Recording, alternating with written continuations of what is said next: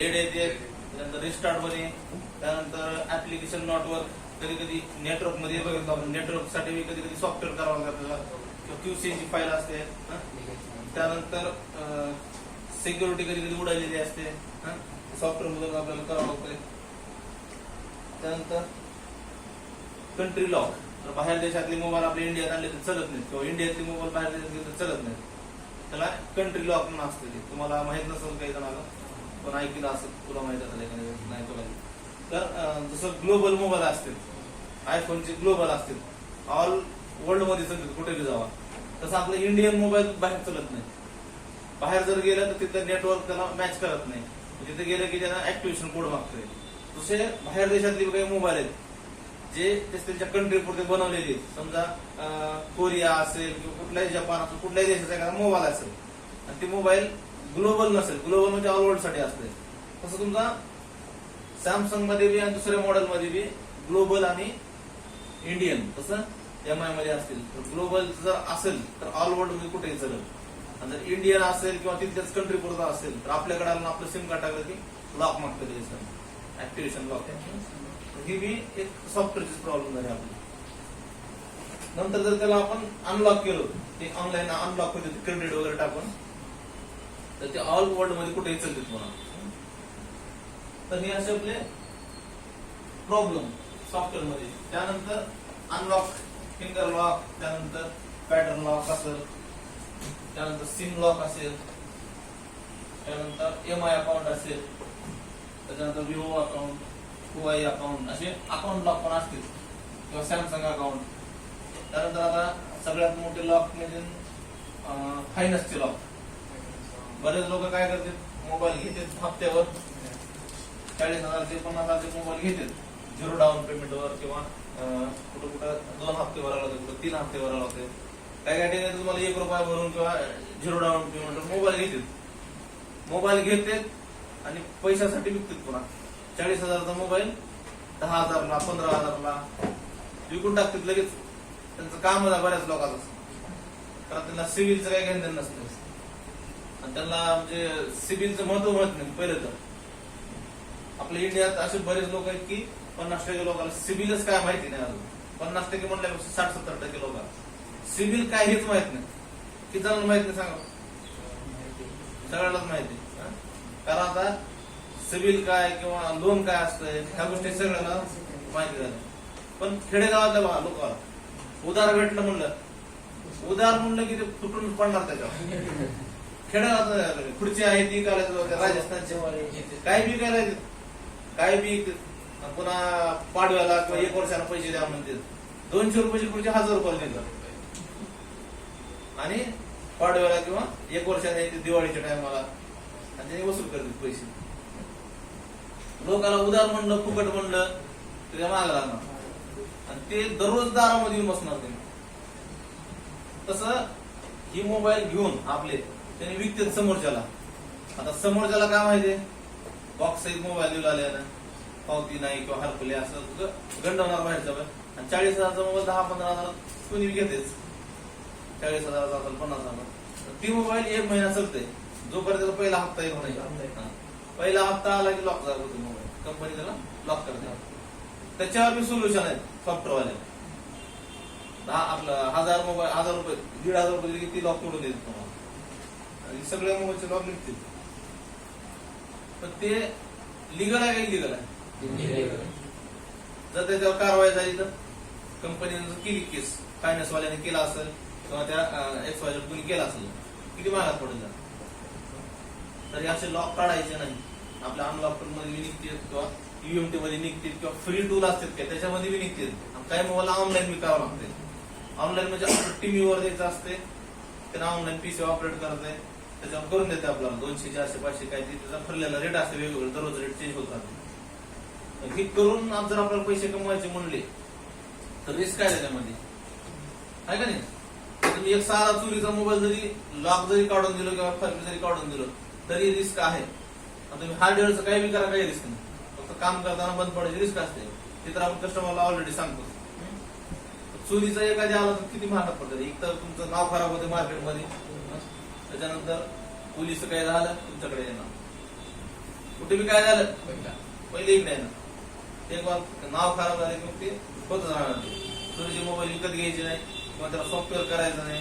आपल्याला वाटतंय, कस्टमर दिसतंय आपल्याला की बाबा हे आपल्याकडे डिस्प्ले टाकलेला आहे, वर्ष झालं याच्याकडे मोबाईल आहे, आपलं रेग्युलर गिरायक आहे किंवा ओळखीचा आहे किंवा हे मोबाईल त्याच्या घरचा आहे, आपल्याला माहिती आहे. तर तसे मोबाईल तुम्ही अनलॉक करा. त्यांच्याकडून वाटलं तर आधार कार्ड किंवा पावती मागायची त्याला. नवीन कस्टमर आला, बिल बॉक्स आणि त्याच नावाला आहे का बघायचं, सिम कार्ड आपलं मोबाईल सिम कार्ड मध्ये आहे का बघायचं. तर असं बघून तुम्ही फ्लॅशिंग किंवा अनलॉक करू शकता. आता आपण तर तुम्हाला माहिती आहे कसलाच मोबाईल करत नाही, खाली अनलॉकिंगचा कसला सॉफ्टवेअरचा मोबाईलच घेत नाही आपण. कस्टमर जरी म्हणलं फॉर्मॅट करू द्या तरी देत नाही आपण, लॉक जरी माहिती असलं तरी देत नाही, पावती जरी आणलं तरी देत नाही आपण. पण काही कस्टमरचं आपल्याला करून द्यावं लागतं, रिलेशन असते तरी किंवा जुने कस्टमर असतात आपले किंवा एखाद्याने काम केले 4-5 हजार बिल आहे आपल्याकडे, त्यांना म्हणून लॉकच माहित नाही, जुना मोबाईल आहे, एखाद्याच करून द्यावं लागतं आपल्याला. तुम्हाला कारण तुमचं गिराईक बसलेलं नसतं पहिलं, तर आता नवीन तर तुम्हाला हे काम करावं लागतं, त्याशिवाय पर्याय नसतं. आणि तुम्हाला काय वाटतं दिवसातून एखादी मोबाईल आला की वापस गेला तर तुरतुळ होते लगेच. आपल्याकडे 4-5 बी जाऊ द्या वापस, आपण काहीच फरक पडत नाही. आपण पटनाचे मोबाईल घेत नाही, जिओचे मोबाईल घेत नाही, बायोचे मोबाईल घेत नाही, म्हाताऱ्याचे मोबाईल घेत नाही. कस्टमर आपल्या ह्याच्यातला असेल तर घ्यायचं, नसेल तर नाही बाबा जावा तिकडे म्हणायचं. तुम्हाला हे सगळंच घ्यावं लागतं, बटनाचं बी घ्यावं लागतंय, साऊंड बॉक्स बी घ्यावं लागतंय, सगळंच घ्यावं लागतंय. त्याच्यासाठी ते कस्टमर हँडल करावं लागतं तुम्हाला. आणि त्या कस्टमरला 50, 60, 100 अशा पैशामध्ये बी करून द्यावं लागतं. आणि त्यात तोडलं दुसऱ्या दिवशी तरी बसवून द्यावं लागतं. आणि त्याला जर उलट बोललं किंवा हे केलं तर तुमचं गिऱ्हाईक होती. सगळ्यात मोठं कस्टमरला बसवावं लागतं तुम्हाला.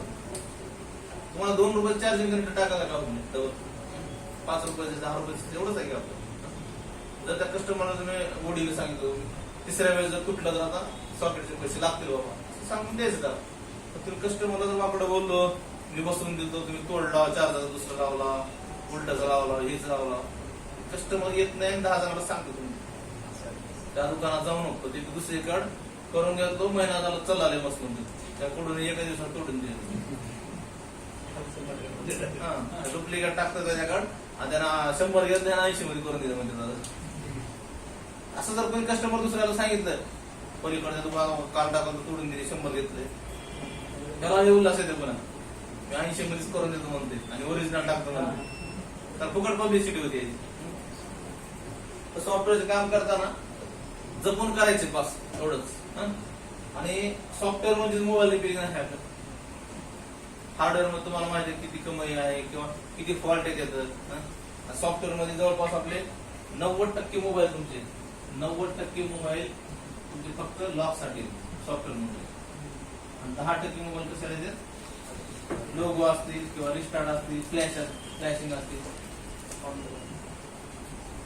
आणि या 10% फ्लॅश मधली फक्त आणि फक्त 2% मोबाईल तुमचे फक्त फ्लॅश मध्ये होते. 2% मोबाईल आणि 8% मोबाईल कशावर येत मग EMC मध्ये जाते. तसं तर आपले 100% जे फॉल्ट आहेत सध्या मार्केटमध्ये त्याच्यातले 10% आपल्याकडे रिपेअरिंगला येते.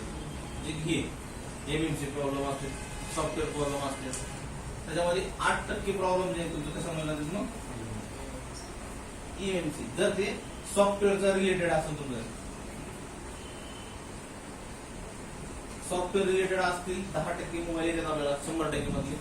त्याच्यातले 2% कशामध्ये होते, फ्लॅशिंग मध्ये होते, जे की चलत रिस्टार्ट होणार आहे किंवा अँड्रॉइड अपडेट केलंय कोणतं, पुन्हा रिस्टार्ट होईल मोबाईल, सॅमसंगला वगैरे प्रॉब्लेम येते जास्त, किंवा MI ला कुठल्या मोबाईलला अपडेट केल्यानंतर प्रॉब्लेम येते, कॅमेरा चलत नाही किंवा नेट चलत नाही किंवा कुठल्याही गोष्टी चलत नाहीत. त्याला आपण फॉर्मॅट जरी केलो हार्ड रिसेट तरी ते 50% प्रॉब्लेम निघतील. आणि बाकी ज्याला मग फाईल करप्ट झाले असतील किंवा अपडेट मध्ये काही बग्स आले असतील तर त्यांना डाऊनग्रेड करावं लागतं आपल्याला, किंवा नवीन फाईल आली असेल आणखीन एक अपडेट केल्यानंतर ते होत आहे. बरेच मोबाईल तुमचे अपडेट मध्ये डेड पण होते. त्याच्यानंतर बरेच मोबाईल अपडेट मध्ये डिस्प्ले पण प्रॉब्लेम येतात, ग्रीन लाईन येणं, व्हाईट लाईन येणं, त्याच्यानंतर मध्ये एक लाईन येणं. त्यांना पर्याय नाही, तुम्हाला सॉफ्टवेअर मधून काहीच करता येत नाही. काहीतरी वरीच प्रोग्राम करून त्याने कार्यक्रम करूया तुमचं. काहीतरी प्रोग्रामिंग मध्ये चेंज केलं, डिस्प्लेचे वगैरे प्रोग्राम असतात आपल्यामध्ये C++ काय त्या अशा टाईपचे, त्यांनी काहीतरी एक एरर आणून त्यामध्ये सोडला, ते हार्डवेअर मॅच होते त्या डिस्प्लेला, सॉफ्टवेअरला ते डिस्प्ले किंवा तुमचा हार्डवेअर, सॉफ्टवेअर हार्डवेअर मॅच झाला तर सगळं ओके चालतं आपलं. ती मॅच नाही झालं एरर येणार काय तर, किंवा कुठला तर कंपोनंट गरम होणार, किंवा डिस्प्ले मध्ये आपल्या छोट्या छोट्या लाईन असतील ते कट होणार, जळणार. मग आपल्याला बघा बरेच जण म्हणते किंवा अपडेट केल्यामुळे प्रॉब्लेम आला डिस्प्लेचा, आपल्याला खोटं वाटतंय, किंवा अपडेट केल्यामुळे बंद पडला मोबाईल किंवा कॅमेरा बंद पडला. आता नोट 10 किंवा पोको X3 Pro, पोको, त्याच्यानंतर बरेच डबल डेकर मोबाईल आहेत. कस्टमरचं म्हणणं असतं इतकी दिवस चांगला चालला आणि जेव्हा मी अपडेट केलो मग 8 दिवसात प्रॉब्लेम चालू झाला, त्याच्यानंतर 1.5 झाला. ते प्रॉब्लेम कसं काढतो आपण? CPU रिव्हॉल्व करून काढतो, सॉफ्टवेअर मध्ये नाही, हार्डवेअर मध्ये निघते प्रॉब्लेम सॉफ्टवेअर मध्ये आलेला असतो, आपण सोल्युशन हार्डवेअर मध्ये काढतो. सर्व्हिस सेंटर वाल्याकडे गेलं, आता सांगितले त्याला, त्याने काय करते सॉफ्टवेअर मारले पहिलं, तर डाटा बिटा सगळं जाते त्यांचं, तरी बी मोबाईल चालू होत नाही. एका दिवस कुठला तर कस्टमर झालेला असते, त्याच्यामुळे त्यांनी सॉफ्टवेअर मारते, आणि सॉफ्टवेअर मध्ये उभे नाही गेलं तर काय सांगितलं पुन्हा मदरबोर्ड गेला नाही. आउट ऑफ वॉरंटीचा असेल कस्टमरला सांगा तुमच्या 70%, 80%, 60%, 50% जितके चार्जेस लागतात. मोबाईलला 10,000 लागतात, 5,000, 6,000, 7,000 मदरबोर्डला लागते. जर कस्टमरला 6-7 हजार रुपये जर खर्च सांगितला, कस्टमर करणार आहे का? काही कस्टमर असे असते की बाबा आता आपल्याला असा विचार करतात की आता मार्केटमध्ये गेलो, आपल्याला मोबाईल घ्यायचा म्हणलं किती रुपये लागतील, आता मिनिमम कितीचा मोबाईल घेतात, कमीत कमी 15,000च्या आसपासचा मोबाईल घेतील मिडियम लोक, किंवा जी गरीब असतील किंवा मिडियम असतील. 15,000 रुपये मार्केटचा रेट आला. 15,000 रुपयाला नवीन घातल्यापेक्षा 6-7 हजारामध्ये गुलाल आपला मोबाईल, हे विचार करते बरेच जण. आणि बरेच जण असा विचार करते 6-7 हजार घातल्यापेक्षा अजून थोडे गाठले तर नवीन मोबाईल येते. आणि त्याच्यातले बरेच जण शाणे असे असते तर इथं व्हायला तर बाहेर जातो आपण, आणि त्याचा मोबाईल 100% चालूच होते. सर्व्हिस सेंटरला दाखवलेला मोबाईल बाहेर बघा, 90% मोबाईल सगळे चालू होते, सगळेच मोबाईल चालू होते. जर गलत माणसाच्या हातात गेला आणि त्याच्यावर गलत काम झालं तर ते मोबाईल होत नाही. ते फ्रेश मोबाईल आला, आता आपल्याकडे एखादी फ्रेश मोबाईल आहे, सर्व्हिस सेंटरला दाखवले फ्रेश झाला आला मोबाईल, तर 90% मोबाईल होतेच ते फ्रेश जर आला तर. आणि जर ते मोबाईल 2-4 ठिकाणी दाखवले, पत्रे काढले, कुठे सीपीला सीट मारले, कुठं पॉवर आयसीला सीट मारले, ते होणार आहे मोबाईल, त्याला झटून वापर द्यावा लागला आपल्याला. तर एमएमसी मध्ये जास्त प्रॉब्लेम जातात आपले, फ्लॅशिंग मध्ये 2%, 3% असे प्रॉब्लेम जाते. मग हे एवढेच प्रॉब्लेम 2% जातात आपले, तर मग शिकायचं कशाला म्हणतात बरेच जण वाटते ना, फक्त 2% प्रॉब्लेम सॉफ्टवेअर मध्ये जाते. सॉफ्टवेअर कोणी 100 दिवशी दिली मारून जाते असं म्हणत येत असतं. पण फॉल्ट कळायला पाहिजे, मेन तर हे आपलं फॉल्ट कळायला पाहिजे की सॉफ्टवेअरचा आहे का हार्डवेअरचा आहे. कारण 10% मोबाईल तुमचे फक्त सॉफ्टवेअर मध्ये जातात, हँग ऑन लो असतील किंवा डेड असतील किंवा रिस्टार्ट असतील. 90% तुम्हाला हार्डवेअर मध्ये करायचं कळायला पाहिजे तुम्हाला. तर प्रॉब्लेम सॉफ्टवेअरचा असेल तर मग पीसी लावलो, ऑटोमॅटिक पोर्ट घेऊन येते ना, नोट 6 Pro वगैरे पोर्ट येतो ऑटोमॅटिक. किंवा तुम्ही बघितलं एमएमसी काढला मोबाईलचा, स्टक किती होतं, 100वर, 80वर, 50वर स्टक होतं. त्यावेळेस जर कम्प्युटरला लावलं मोबाईल, ऑटोमॅटिक पोर्ट घेते कॉलकॉमचं, एमटीके पोर्ट घेते, किंवा एसपीडी एसपीडी पोर्ट घेते. त्यावेळेस आपल्याला लक्षात येईल किंवा एमएमसीचा फॉल्ट आहे याचा, किंवा एमएमसी काढून रिकॉल करून झाला तर होऊ शकते. किंवा तुमच्याकडे एमएमसी प्रोग्राम करायचा बॉक्स तर नसते, किंवा जेव्हा एमएमसी चेक करायचा बॉक्स नसते, तर बऱ्याच वेळेस तुमचं रिबॉलिंग मध्ये मोबाईल होऊन जाते, हिट मध्ये मोबाईल होऊन जाते. मग फॉल्ट तर समजते आपल्याला कमीत कमी सॉफ्टवेअरचं नॉलेज असलं तर. तुम्ही अनलॉकिंग करू नका, आणि ज्याला अनलॉकिंग करायचं अनलॉकिंग करू शकता. तसं तुमची रिस्क, तसं तुमचं द्या. तर कमाई त्याच्यामध्ये तेवढी नाही जेवढं हार्डवेअर मध्ये कमवू शकतो आपण. एक डिस्प्ले बसून मार्केटमध्ये कमीत कमी 200, 400, 500 रुपये, 1000 रुपये कमवतो. बरेच काय काय प्रोफेशनल दुकान असतील मोठे मोठे, तिथं तुमचा मार्केटचा रेट सध्या 500, 600, 700 रुपये डिस्प्ले भेटते, ते डायरेक्ट 2000 रुपये सांगतात. कस्टमर काहीच बोलत नाही त्यांच्या कॉन्ट्रॅक्ट. दुकान मोठं दिसतंय, थोडे मोठे त्याच्या मोबाईल दिसते, 2000 म्हणलं की यांना चांगलं वाटतं, मोबाईल डिस्प्ले भारी वाटते. घरापासून 1200 सांगितलं होतं हलका असं, त्यानं 2000 सांगितलं चांगला असं, ते 2000 टाकतील तिथं. तर त्याच्यामध्ये त्याने 1.5 पट 2 पट देखील कमी होते. त्याच्यामध्ये 500चा डिस्प्ले 2000 टाकतात बरेच. आणि खेडेगावात बी काय करायचं का 500चा डिस्प्ले 2-2000 टाकतात, भेटत नाही, आज जवळपास दुकान नसते. तर समजा आपण हार्डवेअर मध्ये एवढं कमवू शकतो, सॉफ्टवेअरच्या मागे लागायची गरज आहे आपल्याला. तर माइंडसेट हे बनवू नका की मला सॉफ्टवेअर करायचंच नाही. बघा, सॉफ्टवेअर म्हणजे अशी गोष्ट आहे ज्याच्याकडे कॉम्प्युटर आहे, इंटरनेट फ्री मध्ये करू शकतो. तुम्हाला युनिटी घ्याच असं काही नाही, किंवा तुम्हाला अनलॉकफुल घ्या असं काही नाही, कारण तुमचे 50% सॉफ्टवेअर फ्री मध्ये भेटतात आपल्याला. इंटरनेटवर सगळे 50% सॉफ्टवेअर फ्री मध्ये भेटते. किंवा काही क्रॅक भेटतात आपल्याला, अनलॉकचे क्रॅक मिळतील, युएमटीचे क्रॅक आले असतील, तर ते क्रॅक सॉफ्टवेअर युज करून देखील तुम्ही करू शकता त्याला. असं की सॉफ्टवेअर घ्यायची गरजच नाही असते. आणि जर आवश्यकता पडत असेल तर युएमटी बॉक्स एक लागेल आपल्याला, युएमटी डोंगल, युएमटी किंवा युएमटी प्रो. त्याची मार्केट प्राइस आता सध्या 3,500 रुपये. आणि त्यामध्ये कसं येईल 1 इयर येईल रिचार्ज सोबत. त्याचं 1 वर्षाच्या नंतर तुम्हाला त्याला काय करावं लागतंय, रिन्यू करावं लागतंय. रिन्यूचे चार्जेस जे असतात आपले सध्या 2100-2200 रुपये चालू आहेत 1 वर्षाच्या नंतर. जर तुम्हाला अनलॉकफुल घ्यायचं असेल तर युएमटी प्रो म्हणजे एक डोंगर येते आपल्याला, कार्ड असते त्याला रिचार्ज करावं लागतं. नंतर सिरियल नंबर असते त्या कार्डला. आणि 3,500 घेतलो आपण, तर 1 वर्षानंतर याला 2100 रुपयाचं रिचार्ज करावं लागतं, वर्षभर चालणार तुम्हाला. पण अनलॉक टूल जे आहे तुमचं असं काही डोंगर आहे का नाही, तर त्याला तुम्हाला काही युजर नेम एक पासवर्ड येईल आणि तुमचं जे ईमेल आहे ते रजिस्टर करावं लागतं तुम्हाला. तर त्याच्यावर तुम्हाला भेटेल. आणि त्याच्यामध्ये तुम्हाला 3 महिन्याचे येते, 6 महिन्याचे येते आणि 1 वर्षाचे येते. 3 महिन्याची मार्केट प्राइस आहे सध्या 1700 रुपये आहे, 6 महिन्याची जी आहे सध्या 2500 रुपये आहे आणि 1 वर्षाची जी आहे सध्या 4,000 रुपये आहे. सध्याचे मार्केट रेट सांगतो. तुम्ही जेव्हा घ्यायचा होऊ शकता, कमी होऊ शकते, जास्त होऊ शकते, मी सांगू शकतो. तर म्हणत असेल तुम्ही 4,000 ला म्हणून होतो, आता 4,500 म्हणून आला. मागच्या बॅचला किंवा 2 बॅचच्या अगोदर 3700 रुपये सांगितलं असतं, 3,700 रुपये रेट होता. त्याच्यामध्ये 2200-2300 होता, त्याच्यामध्ये 1500 रुपये वाढत बी जाते, कमी बी होते. आणि रिन्यू करायला पहिलं 1,650 रुपये लागत होते, कधी 1,550 लागत होते, डायरेक्ट 2100 रुपये गेला. जसं ते डॉलरचा रेट, इंडियन रुपीचा रेट खाली वर होत होता, तसे हे रेट सगळे खाली वर होते. तर यामध्ये अनलॉक टूल जे आहे आपल्याला 3 महिने, 6 महिने, 12 महिने ह्याच्यामध्ये तुम्ही कुठल्याही घेऊ शकता. जर तुम्हाला वाटलं सुरुवातीला नवीन घ्यायचे तर 3 महिने किंवा 6 महिने.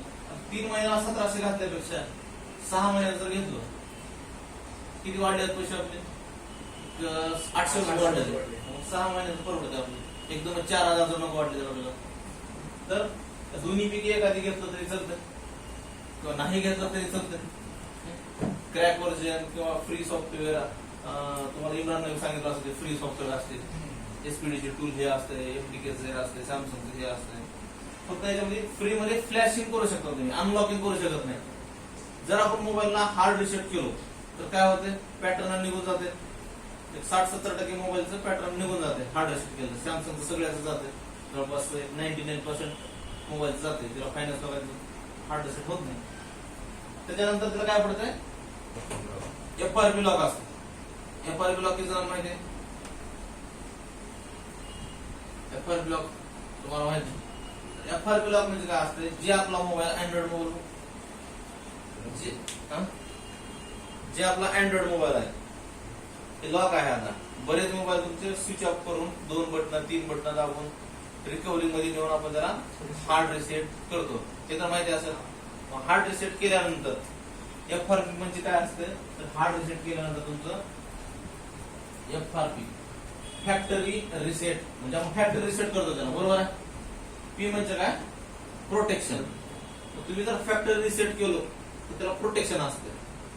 त्या प्रोटेक्शनवर कधी कधी काय होतं, तुम्ही प्रोटेक्शन टाकलो, ते आपलं जुना ईमेल आयडी आणि पासवर्ड टाकलो, किंवा तुमचा मोबाईल नंबर रजिस्टर असेल ईमेल आयडी, मोबाईल नंबर टाकलो किंवा तुमचा ओल्ड पासवर्ड माहिती आहे तुम्हाला पण घेणं घेत त्याच्यावर, तर त्याच्यावर ओल्ड पासवर्ड जर टाकला आपला किंवा पिन टाकलं तरी मोबाईलला पुढे जातं त्यानं. पुन्हा काही डाटा जर त्याच्यावर असेल ईमेलवर तर रिकव्हर पण होतं त्याच्यावर. तरी प्रोटेक्शन साठी आपल्याला FRP असते. FRP आपल्याला एक तर बायपास करता येते. बायपास म्हणजे OIP IC बायपास करतात, IC न टाकता. तसं बायपास म्हणजे सॉफ्टवेअर न करता, कम्प्युटरला न लावता आपण त्याला बायपास करू शकतो. मग बायपास करण्यासाठी काय ऑप्शन आहे, तर युट्यूबला जावं लागतं आपल्याला. युट्यूबला गेल्यानंतर तिथं 10 व्हिडिओ राहतात वेगवेगळे फेक, त्यातले एखादी व्हिडिओ बघून मोबाईल बदलते. फेक काय वाटतात आपल्याला सांगा ते, तर FRP जी असते आपली Android 6, 7 पासून पुढं सगळ्याला आहे जे अँड्रॉइड मोबाईल आपले. ज्यावेळेस तुमचा Android 8 असतो त्यावेळेस FRP चा व्हिडिओ बनवलेला असते, नंतर अपडेट झालेला असतो. ज्यावेळेस आपण सर्च करतो मोबाईल, समजा A12 असेल, M12 असेल किंवा कुठला Y12 असेल, आपण जर टाकलं विवोचा तर विवोला सगळ्यात जास्त अपडेट येते सारखं. अनबापूर मध्ये UMD मध्ये FRP. ज्यावेळेस तुम्ही टाकलो Y12 FRP, तुम्ही टाकला जुलै ऑगस्ट 2024 मध्ये, आणि त्या मोबाईलचा व्हिडिओ बघायला तुम्ही Android 8 चा 2021 चा 22 चा, मग होणार आहे मोबाईल तुम्ही त्याने वेगळंच करायला, आपण करायला गेलो तर येणंच गेले. त्यावेळेस तुमचं जे अँड्रॉइड व्हर्जन असते, अँड्रॉइड व्हर्जन, त्यावेळेस तुमचं 11 असेल, 12 असेल, 13 असेल, 13, 14 पर्यंत आले वाटतं अँड्रॉइड 14 पर्यंत. तुम्ही हे 2024 मध्ये तुमचं 12, 13, 14 आले. तुम्ही व्हिडिओ बघायला कुठला 8 चा, 11 चा, 12 चा होईल नाही. पहिले तुम्हाला ते व्हर्जन बी कळायला पाहिजे काय. त्याच्यामुळे आपण सॉफ्टवेअर शिकल्यानंतर आपल्याला सगळ्या गोष्टी कळते. कुठला व्हिडिओ बघायचं किंवा लेटेस्ट व्हिडिओ बघायचं का ओल्ड बघायचं. आता व्हिडिओ मध्ये टाकलेला असतं बा 1 इयर अगो, 6 मंथ अगो, ते जर तुम्ही व्हिडिओ बघायला लावण्याचा व्हिडिओ FRP काढायला बघा निघेल का. जे रेग्युलर हे काम करते त्याला व्हिडिओ पण बघायची गरज नाही. आता याला बायपास करते, त्याला काहीच गरज नाही. फक्त हिंट जरी भेटली त्याला डायरेक्ट ओपन करून एखाद्या व्हिडिओ केलेला आहे, पुढे येऊन बघणार कसलं मेथड युज केले ते मेथड त्याला पाठ झालेला असतं. जायचं वायफाय जोडायचं, गुगल ओपन करायचं, तिथं गुगल असिस्टंट ही किंवा सेटिंग किंवा युट्यूब, तिथं जायचं.